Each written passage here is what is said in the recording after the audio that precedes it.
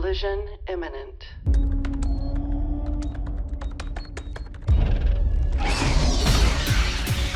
Impact in 4, 3, 2.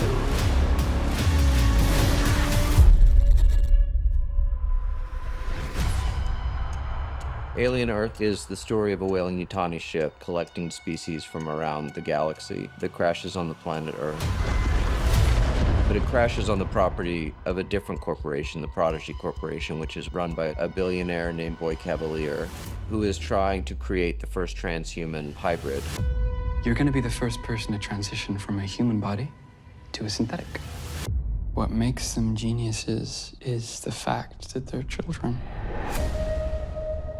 This ship finds something on a faraway moon. Monsters.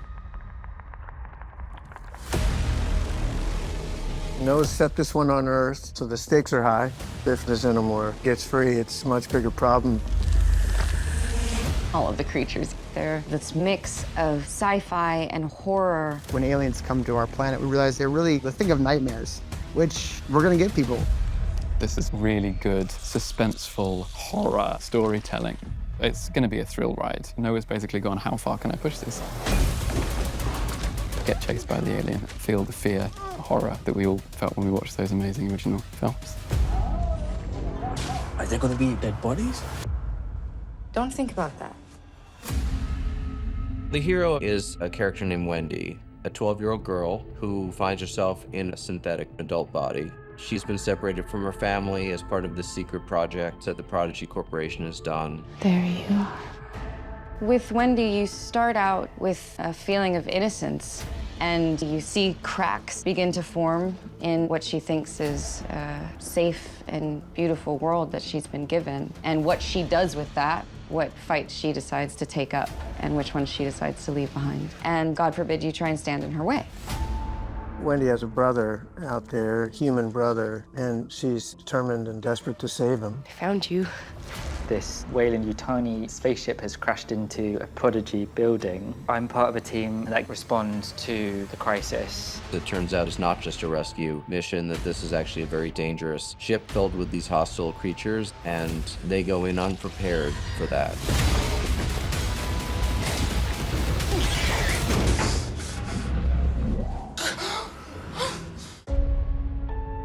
What I find interesting, I'm thinking about a show that's called Alien. If this thing over here is an alien, what does it mean to be human? The closer you sort of zoom into that question, the more complicated it becomes, particularly in a world in which we're now able to create intelligence that's artificial. You want to see a magic trick? Yeah. We have combined this story of humanity facing this existential threat, both from biological monsters and from synthetic artificial intelligence, which always raises the question, does humanity deserve to survive? I want what's on that ship. This show, really, it's a character study. What does the pressure of having not just one alien, quite a few, what does that do to them as human beings? How do they behave? Brother, come on. Can't leave us like this. I'm not your brother. The show is huge, and it's going to be something people are going to have to really sink their teeth into.